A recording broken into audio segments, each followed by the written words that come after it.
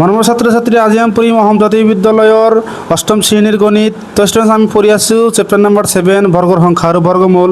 তো ষ্টুডেণ্টছ, আমি হ'লো 7 কুৱেশ্যন নম্বৰ 1 পৰা 13 লৈকে পঢ়িছোঁ। আজি আমি তোমালোকক এইটো ভিডিঅ'ত কুৱেশ্যন নম্বৰ 14 আৰু কুৱেশ্যন নম্বৰ 15 অংক দুটা সমাধান কৰি দিম। চোৱা, কুৱেশ্যন নম্বৰ 14ত কি কৈ চোৱা, মৌলিক উৎপাদক বিশ্লেষণৰ সহায়ত তলৰ সংখ্যাবোৰ পূৰ্ণবৰ্গ সংখ্যা হয়নে নহয় পৰীক্ষা কৰা। যদি বৰ্গৰ সংখ্যা হয় তেন্তে কোন সংখ্যাৰ বৰ্গ নিৰ্ণয় কৰা। যদি এই সংখ্যাটো বৰ্গৰ সংখ্যা হয়, কোনটো সংখ্যাৰ বৰ্গ সংখ্যা এইটো আমাক উলিয়াব লাগে। তো ষ্টুডেণ্টছ, 1 পৰা 10 লৈকে আছে, তোমালোকক আমি মৌলিক উৎপাদক বিশ্লেষণৰ সহায়ত এইটো সমাধান কৰি দিম। চোৱা, তো ষ্টুডেণ্টছ, এইটো আমাক দিয়া আছে, এইটোক আমি প্ৰথমত উৎপাদক বিশ্লেষণত ভাঙি দিম। চোৱা, 5 7 6 ইয়াক আমি 2ৰে ডিভাইড কৰিব পাৰোঁ, যিহেতু এককৰ ঘৰত কিমান আছে, যুগ্ম সংখ্যা। প্ৰথমতে আমি 5ক ডিভাইড কৰিম, কিমান হ'ব, 2 2 4। ইয়াত কিমান আছে, 5 এক বেছি আছে, ইয়াত বহাই দিয়া। মানে 17 হ'ব। 17ৰ ভিতৰত 2ৰে ডিভাইড কৰি কিমান হ'ব, 8 বাৰ যাব। 8 2 গুণ 16, ইয়াত আছে 17। এক বেছি আছে, ইয়াত বহাই দিয়া, কিমান 8 2 গুণ 16। তাৰপিছত 2ৰে ডিভাইড কৰি দিয়া, 2 1 গুণ 2, 4 2 গুণ 8, 4 2 গুণ 8। তাৰপিছত 2ৰে ডিভাইড কৰি দিয়া, 7 2 যা 14, 2 2 যা 4। তাৰপিছত 2ৰে ডিভাইড কৰি দিয়া, কিমান হ'ব, 36। 36ক 2ৰে ডিভাইড কৰি দিয়া, কিমান হ'ব, 18। 18ক আমি আকৌ 2ৰে ডিভাইড কৰিব পাৰোঁ, কিমান বাৰ যাব, 9। তাৰপিছত আমি কি 3ৰে ডিভাইড কৰিব পাৰোঁ, 3 3 গুণ 9। চোৱা ষ্টুডেণ্ট, এইটো জোৰ আছে, এইটো জোৰ আছে, এইটো জোৰ আছে, এইটো জোৰ আছে। যদি এই সংখ্যাবোৰ আমি কি উৎপাদকৰ জোৰ পূৰণফল হিচাপে প্ৰকাশ কৰিব পাৰোঁ, তেনেহ'লে এই সংখ্যাটো কি হ'ব, পূৰ্ণবৰ্গৰ সংখ্যা হ'ব বা বৰ্গৰ সংখ্যা হ'ব। বুজি পাইছা নিশ্চয় তোমালোকে, মানে সংখ্যাবোৰ জোৰ জোৰ থাকিব লাগিব, তেনেহ'লে সেই সংখ্যাটোক আমি কি বুলি ক'ব পাৰোঁ, পূৰ্ণবৰ্গৰ সংখ্যা বা বৰ্গৰ সংখ্যা ক'ব পাৰোঁ।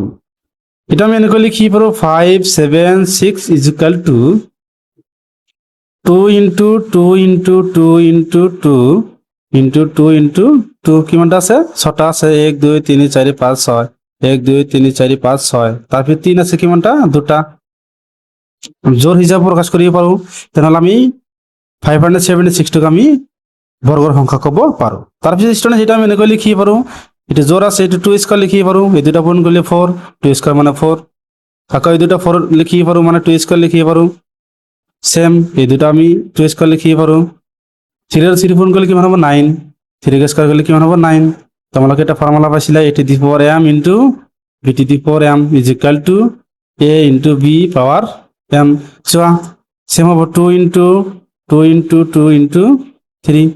ঘাতবিলাক কি আছে, সেম, এটাই হ'ব। কিমান হ'ব, 2 2 যা 4, 4 2 যা 8, 8 3 যা 24। কিমান হ'ব, 24। তেনেহ'লে এই সংখ্যাটো বৰ্গৰ সংখ্যা হয়, কাৰ বৰ্গ, 24ৰ বৰ্গ। লিখি দিবা যে এতেকে 576 বৰ্গৰ সংখ্যা হয় আৰু 24ৰ বৰ্গ। এইটো হ'ব কি উত্তৰ। ষ্টুডেণ্টছ, এতিয়া আমি 2 নম্বৰটো কৰি দিম। চোৱা, তো ষ্টুডেণ্ট, এতিয়া আমি 2 নম্বৰ কুৱেশ্যনটো কৰিম। 2 নম্বৰটো কুৱেশ্যনক আমি প্ৰথমত কি কৰিম, এইটো ভাঙি দিম। কেনেকৈ ভাঙি দিম, চোৱা, এটা ভাঙি দিওঁ, 6 4 8ক ভাঙি দিয়া, 2ৰে ডিভাইড কৰিব পাৰোঁ, যিহেতু একৰ ঘৰৰ সংখ্যাটো যুগ্ম সংখ্যা। 2 3 যা 6, 2 2 যা 4, 2 4 যা 8। তাৰপিছত আমি 2ৰে ডিভাইড কৰিব পাৰোঁ, 16 2 যা 32, 2 2 যা 4। তাৰপিছত 2ৰে ডিভাইড কৰিব পাৰোঁ, 8 1। তাৰপিছত আমি 3ৰে ডিভাইড কৰিব পাৰোঁ, কিমান হ'ব, 27। তাৰপিছত আমি 3ৰে ডিভাইড কৰিব পাৰোঁ, কিমান হ'ব, 9। তাৰপিছত 3ৰে আমি ডিভাইড কৰিব পাৰোঁ, এটা পাইছোঁ আমি। তো ষ্টুডেণ্ট চোৱা, 3ৰ জোৰ আছে, 3ৰ জোৰ আছে, এই 3ৰ জোৰ আছে, এইটোৰ জোৰ আছে, এইটোৰ কি জোৰ নাই, তেনেহ'লে এই সংখ্যাটো কি বৰ্গৰ সংখ্যা হ'ব নোৱাৰে। মানে সকলোবোৰ সংখ্যাৰ কি থাকিব লাগিব, জোৰ থাকিব লাগিব। তেনেহ'লে এইটো তোমালোকে এনেকৈ লিখিব পাৰা, 6 4 8 is equal to 1 2 3 2 into 2 into 2।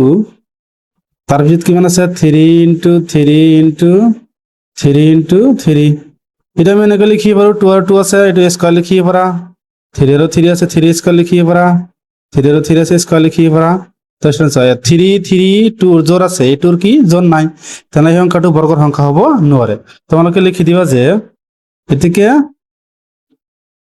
6 4 8ৰ উৎপাদকত 2ৰ কোনো জোৰ নাই, তেন্তে আমি কি লিখিব পাৰো 648 বৰ্গৰ সংখ্যা নহয়। বুজি পাইছে তোমালোকে নিশ্চয়? এতিয়া আমি 3 নম্বৰটো কৰি দিম চোৱা। ছয়শো 3 নম্বৰ আমাক কি দি আছে 1156 আছে, এইটো আমি প্ৰথমত ভাঙি দিম 1156, ইয়াক আমি ভাঙি দিম প্ৰথমত।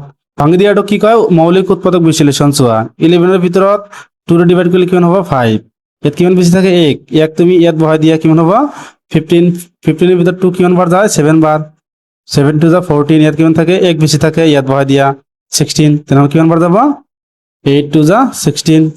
তাৰপিছত আমি 2 ডিভাইড কৰিব পাৰো 2 2 যা 4, 1 বেছি থাকে, ইয়াত বহাই দিয়া কিমান হ'ব 17।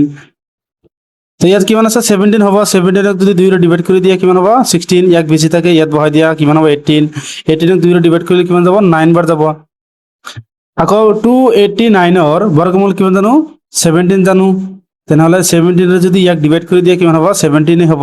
বুজি পাইছা? এই সংখ্যাটোক আমি 17 ডিভাইড কৰিলে আমি কিমান পাম 17 পাম। তেনেহ'লে লিখি দিবা যে 1156 ইজ ইকুৱেল টু কি পাইছো 2 × 2 × 17 × 17। ঠিক আমি জোৰ জোৰ হিচাপত লিখিব পাৰো, এইটো জোৰ আছে এইটো জোৰ আছে, তেনেহ'লে এই সংখ্যাটো কি হ'ব বৰ্গৰ সংখ্যা হ'ব। 2 স্কোয়াৰ লিখিব পাৰো ইন্টু 17 স্কোয়াৰ লিখিব পাৰো। আকৌ আমি এইটো এনেকৈ লিখিব পাৰো 2 × 17 স্কোয়াৰ, এটা পূৰণ কৰিলে কিমান হ'ব 34। তেনেহ'লে লিখি দিবা যে থেকে এই সংখ্যাটো বৰ্গৰ সংখ্যা হয়, কাৰ বৰ্গ 34 বৰ্গ। লিখি দিবা 1156 34 বৰ্গ। এটা হ'ব কি উত্তৰ। এতিয়া আমি 4 নম্বৰটো কৰি দিম চোৱা। চয়েসটা যেতিয়া আমি তোমালোকক 4 নম্বৰটো কৰি দিম, 4 নম্বৰ প্ৰথমত আমি ভাঙি দিম 1083। তো ষ্টাৰ্টে এই সংখ্যাটো আমি কিহেৰে ভাঙিম চোৱা। এটা আমি 2 ডিভাইড কৰিব নোৱাৰো যেহেতু এককৰ ঘৰৰ সংখ্যাটো অযুগ্ম আছে। তুমি কি কৰিবা সকলোবোৰ সংখ্যা যোগ কৰি দিয়া, 3 আৰু 8 যোগ কৰিলে 11, 11 ৰ লগত 0 যোগ কৰিলে 11 হ'ব, 11 ৰ লগত 1 যোগ কৰিলে কিমান হ'ব 12, 12 ক আমি 3 ৰে ডিভাইড কৰিব পাৰো কিমান বাৰ যাব 4 বাৰ।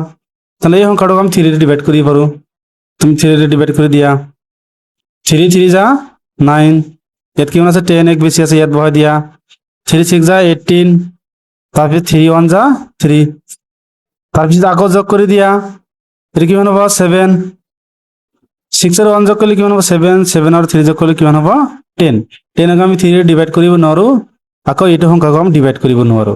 তেনেহ'লে চোৱা 361 টো হ'ল কি 19 ৰ বৰ্গমূল, 19 ৰ কি বৰ্গমূল, 19 আৰু 19 পূৰণ কৰিলে কিমান হ'ব 361। চোৱা ষ্টুডেন্টস আমি কি পাইছো 1083 উৎপাদক কিমান পাইছো 3 × 19 × 19। চোৱা 3 × 19 স্কোয়াৰ, এই 3টোৰ কিনা জোৰ নাই, তেনেহ'লে এই সংখ্যাটো বৰ্গৰ সংখ্যা হ'ব নোৱাৰে। লিখি দিবা যে এতেকে তাহলে লিখি দিবা যে এতৰ উৎপাদকত 3 জোৰ নাই, তেনেহ'লে 1083 বৰ্গৰ সংখ্যা নহয়। বুজি পাইছে তোমালোকে নিশ্চয়? এতিয়া আমি তোমালোকক 5 নম্বৰটো কৰি দিম চোৱা। জাষ্ট এইটো হ'ল কি 5 নম্বৰ, ইয়াক আমি উৎপাদকত ভাঙি দিম চোৱা 676, ইয়াক আমি 2 ৰে ডিভাইড কৰিব পাৰো যেহেতু একক ঘৰৰ সংখ্যাটো কিমান আছে যুগ্ম সংখ্যা। 3 2 যা 6, ইয়াৰ ভিতৰত কিমান বাৰ যাব 3 2 যা 6, কিমান বেছি থাকিলে 1, ইয়াত কিমান বেছি থাকিলে 1, ইয়াত বহাই দিয়ে কিমান হ'ব 16, 16 ক 2 ৰে ডিভাইড কৰিলে কিমান হ'ব 8, আকৌ আমি 2 ৰে ডিভাইড কৰিব পাৰো 1, কিমান হ'ল 1, 2 1 যা 1, ইয়াত কিমান বেছি আছে 1, ইয়াত বহাই দিয়া কিমান হ'ব 13, 13 এর ভিতৰত 2 ৰে ডিভাইড কৰিলে কিমান যাব 6 বাৰ, ইয়াত কিমান বেছি থাকিল 1, ইয়াত বহাই দিয়া কিমান হ'ব 9 বাৰ যাব। তাৰপিছত চোৱা ষ্টুডেন্টস 13 ইয়াক ডিভাইড কৰিলে আমি কিমান পাম 13 পাম। তেনেহ'লে আমি লিখি দিম যে 676 ৰ উৎপাদক আমি কিমান পাইছো 2 × 2 × 13 × 13, 2 আৰু 2 এটা আমি স্কয়াৰ লিখিব পাৰো, 13 আৰু 13 এৰ স্কয়াৰ লিখিব পাৰো। চোৱা ষ্টুডেন্টস এটোৰো জোৰ আছে এটোৰো জোৰ আছে, তেনেহ'লে এটো কি বৰ্গৰ সংখ্যা হয়। এতিয়া আমি কেনেকৈ লিখিম 2 × 13 স্কয়াৰ, 2 লগত 13 পূৰণ কৰিলে কিমান হ'ব 26 স্কয়াৰ, তাৰ মানে এই সংখ্যাটোৰ বৰ্গমূল আমি কিমান জানো এত, মানে এতক বৰ্গ কৰিলে এই সংখ্যাটো পাম। লিখি দিবা যে এটাকে 676 বৰ্গৰ সংখ্যা হয় আৰু 26ৰ বৰ্গ। বুজি পাইছে তোমালোকে নিশ্চয়। এতিয়া আমি তোমালোকক 6 নম্বৰটো কৰি দিম চোৱা। তো এইটো আমাক দি আছে 6 নম্বৰ 845ক আমি ভাঙি দিম। 845ক আমি ভাঙি দিম। কিহেৰে ভাঙি দিম ষ্টুডেণ্ট চোৱা, 5ৰে ডিভাইড কৰি দিম, যিহেতু এককৰ ঘৰত কিমান আছে 5 আছে। 5 8ৰ ভিতৰত কিমান যাব, একবাৰ যাব, কিমান বেছি থাকে ইয়াত 3। 3টো ইয়াত বহাই দিয়া কিমান হ'ব 34। 34ক 5ৰে ডিভাইড কৰিলে কিমান হ'ব 6 বাৰ যাব। 6 5 30, ইয়াত কিমান বেছি থাকিল 4, ইয়াত বহাই দিয়া কিমান হ'ব 45। 45ক 5ৰে ডিভাইড কৰিলে কিমান হ'ব 9 বাৰ ভাগ যাব। 13ৰে ডিভাইড কৰি দিয়ে কিমান পাব 13। এইটো বৰ্গৰ সংখ্যা নহয়, কাৰণ এইটো 5ৰ কি জোৰ নাই। লিখি দিবা যে এতেকে 5 ইন্টু 13 স্কোয়াৰ, লিখি দিবা এতেকে 845 ফৰ উৎপাদকত উৎপাদকত 5ৰ জোৰ নাই। সেইকাৰণে কি হ'ব 845 বৰ্গৰ সংখ্যা নহয়। বুজি পাইছা তোমালোকে নিশ্চয়। এতিয়া আমি তোমালোকক 7 নম্বৰটো কৰি দিম চোৱা। তো চোৱা ষ্টুডেণ্ট, এইটো আমাক কি 7 নম্বৰ দি আছে, আমি ডিভাইড কৰি দিম চোৱা। 1 2 2 5, আমি 5ৰে ডিভাইড কৰিব পাৰোঁ, কিয়, কাৰণ এককৰ ঘৰৰ সংখ্যাটো কি আছে 5। 5ৰে ডিভাইড কৰি দিয়া। 5ৰে 12ক ডিভাইড কৰিলে কিমান যাব 2 বাৰ। 5 2 যা 10, ইয়াত কিমান বেছি থাকিল 2, ইয়াত বহাই দিয়া কিমান হ'ব 22।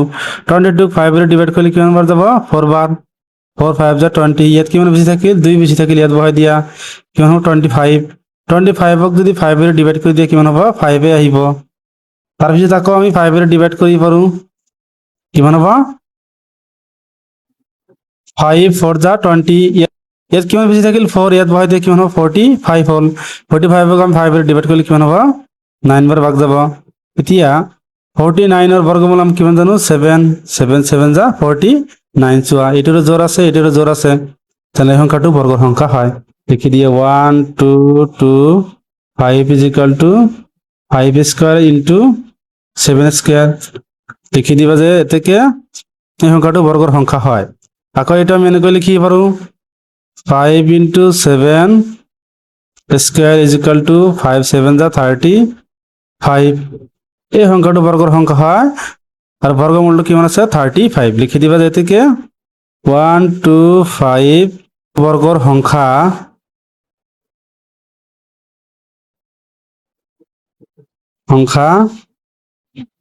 হয় আৰু 35ৰ বৰ্গ। বুঝি পাইছা স্টুডেন্টস। এতিয়া আমি তোমালোকক 8 নম্বৰটো কৰি দিম চোৱা। সো স্টুডেন্ট, এতিয়া আমি তোমালোকক 8 নম্বৰটো কৰি দিম। 8 নম্বৰটো এইটো দি আছে, প্ৰথমতে ইয়াক ডাইৰেক্ট ভাঙি দিয়া 1620। এখন 2ৰে ডিভাইড কৰিব পাৰোঁ, কাৰণ এককৰ ঘৰৰ সংখ্যাটো কি আছে যুগ্ম আছে, 0 যুগ্ম সংখ্যা হয়। 2ৰে ডিভাইড কৰি দিয়া কেন হ'ব 8 2 যা 16, 8 1 যা 1, 8 0 যা 0। তাৰপিছত আমি 2ৰে ডিভাইড কৰিব পাৰোঁ 4 2 যা 8, 0 5 2 যা 10। তাৰপিছত কিমান থাকিব, এইটো পাইছো আমি স্টুডেন্টস 2ৰে যদি আমি 8ক ডিভাইড কৰোঁ কিমান বাৰ যায় 4 বাৰ যায়, এইটো ডাইৰেক্ট গৈছে, সেইকাৰণে এটা 0 ল'ব লাগিব। 10ৰ ভিতৰত কিমান 5 বাৰ ভাগ যাব। তো চোৱা স্টুডেন্টস, আমি যিটো নিয়ম আছে 8ক যদি আমি ডিভাইড কৰোঁ কিমান বাৰ যাব 4 বাৰ, 10ক যদি আমি ডিভাইড কৰোঁ কিমান যাব 5 বাৰ। চোৱাচোন তোমালোকে 810ক যদি আমি 2ৰে ডিভাইড কৰোঁ কেতিয়াবা 45 হ'ব, নহ'ব, এইটো কিমান হ'ব 405 হ'ব। বুজি পাইছা তোমালোকে নিশ্চয়। এতিয়া আমি 5ৰে ডিভাইড কৰিম। 5 8 যা 40, 5 1 যা 5। তাৰপিছত আমি 3ৰে ডিভাইড কৰিম, কিমান হ'ব 27। তাৰপিছত আমি 3ৰে ডিভাইড কৰিম 9। তাৰপিছত আমি 3ৰে ডিভাইড কৰিম কিমান পাম 3। তো চোৱা ইয়াৰ জোৰ আছে, ইয়াৰ জোৰ আছে, ইয়াৰ জোৰ আছে, এই 5টোৰ কি নাই জোৰ নাই, তেনেহ'লে এই সংখ্যাটো বৰ্গৰ সংখ্যা হ'ব নোৱাৰে। লিখি দিবা যে 2 স্কোয়াৰ লিখি দিব পাৰা, তা 5 জোৰ নাই, এইটো সিঙ্গেল লিখি দিব পাৰা 3 স্কোয়াৰ ইন্টু 3 স্কোয়াৰ। এই 5টোৰ কি নাই জোৰ নাই, তেনেহ'লে লিখি দিব পাৰা যে এতেকে এতৰ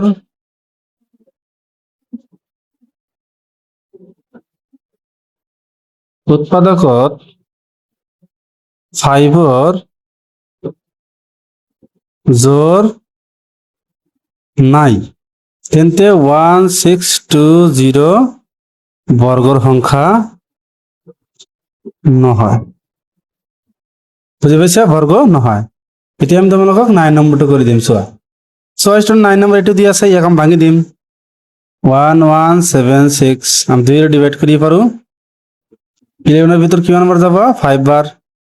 কিমান বেছি থাকিল? 1 1টো তুমি ইয়াত বহাই দিয়া, কিমান হ'ব? 17 17 ভিতৰত 2 ডিভাইড কৰিলে কিমান যাব? 8 বাৰ।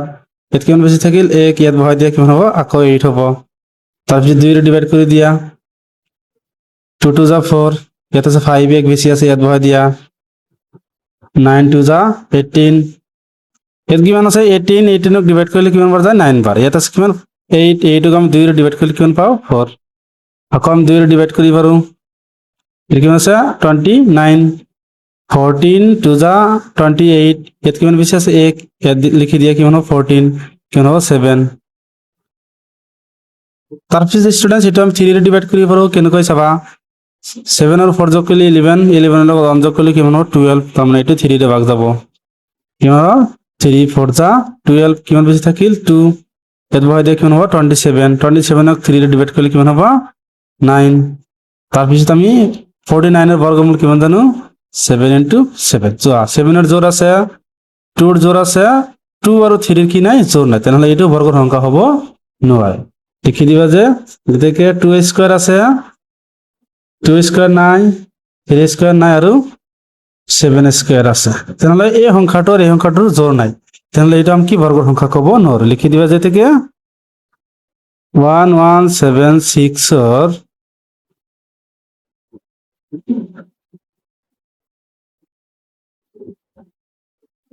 উৎপাদকত 2 আৰু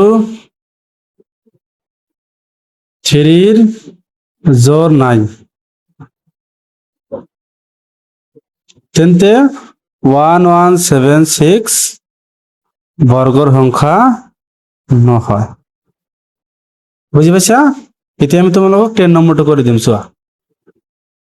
তো চইচটা এইটো আমাক দিয়া আছে, ইয়াক আমি প্ৰথমত ভাঙি দিম। 8 8 2ক আমি ভাঙি দিয়া, 8 8 2ক আমি ভাঙি দিম, 2 ৰে ডিভাইড কৰিব পাৰোঁ, 4 4 1। চইচটা আমি কিমান পাইছোঁ? 4 4 1 পাইছোঁ। ইয়াক আমি 3 ৰে ডিভাইড কৰিব পাৰোঁ, 4 4 যা 8 আৰু 1 কিমান হ'ব? 9। পৰৰ ভিতৰত কিমান বাৰ যায়? 1 বাৰ। ইয়াত কিমান বেছি থাকে? 1 3 1 যা 3, কিমান বেছি আছে? 1 ইয়াত বহাই দিয়া, 14ক আমি 3 ৰে ডিভাইড কৰিলে কিমান বাৰ যায়? 4 বাৰ। 3 4 যা 12, ইয়াত কিমান বেছি থাকে? 2 ইয়াত বহাই দিয়া, কিমান হ'ব? 21 21ক 3 ৰে ডিভাইড কৰিলে কিমান হ'ব? 7। তাৰপিছত ষ্টুডেণ্টছ এইটো আমি আকৌ 3 ৰে ডিভাইড কৰিব পাৰোঁ, কিমান হ'ব? 4, কিমান বেছি থাকিল? 2 ইয়াত বহাই দিয়া, কিমান হ'ব? 27 27ক আমি 3 ৰে ডিভাইড কৰিলে কিমান পাওঁ? 9। আকৌ আমি 7 7 লিখিব পাৰোঁ। 7ৰ জোৰ আছে, 3ৰ জোৰ আছে, 2ৰ জোৰ নাই। তেনেহ'লে এই সংখ্যাটো আমি কি বৰ্গৰ সংখ্যা ক'ব নোৱাৰো। 3 স্কোয়াৰ × 7 স্কোয়াৰ লিখি দিবা যে থেকে 882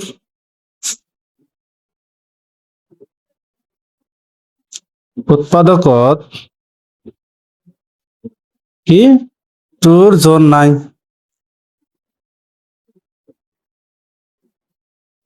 তেন্তে 882 বৰ্গৰ সংখ্যা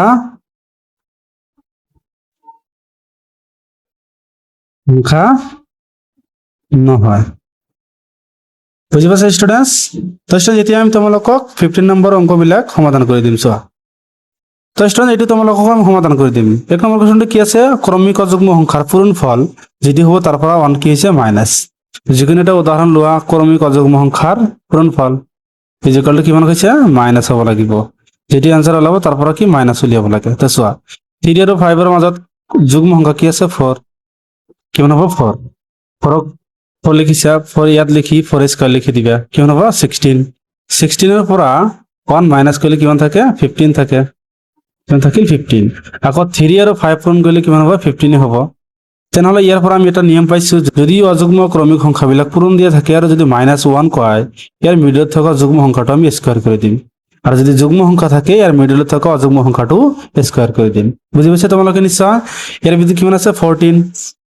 14 ডাইৰেক্ট স্কোয়াৰ কৰে দিবা আৰু স্কোয়াৰ কৰলে কিমান হ'ব 196 196 এৰ পৰা 1 মাইনাস করলে কিমান হ'ব 195 এই দুটা সংখ্যা পূরণ করলে 195 হ'ব বুঝি পাইছা তোমালোকে নিশ্চয় ইয়াৰ ভিতৰত কি আছে অযুগ্ম সংখ্যাটো 15 স্কোয়াৰ কৰে দিয়া ইয়াৰ ভিতৰত কোনটো যুগ্ম সংখ্যা আছে 16 আছে 16 কে স্কোয়াৰ কৰে দিয়া ইয়াৰ ভিতৰত কিমান আছে 17 আছে 17 টো স্কোয়াৰ কৰে দিয়া ইয়াৰ ভিতৰত কিমান আছে 19 আছে 19 টো তোমালোকে স্কোয়াৰ কৰে দিবা 6 নম্বৰটো ইয়াৰ ভিতৰত কোনটো যুগ্ম সংখ্যা আছে 18 আছে 18 টো তুমি স্কোয়ার করে দিয়া এইবিলাকে হ'ব কি आंसर তো স্টুডেন্টস এলাকি কৰিব লগা আছিল স্টুডেন্ট যদি ভিডিওটো ভাল লাগে চ্যানেলটো সাবস্ক্ৰাইব কৰে দিবা আৰু তোমাৰ মতামত কমেন্ট কৰি জনাবা থ্যাংক ইউ স্টুডেন্টস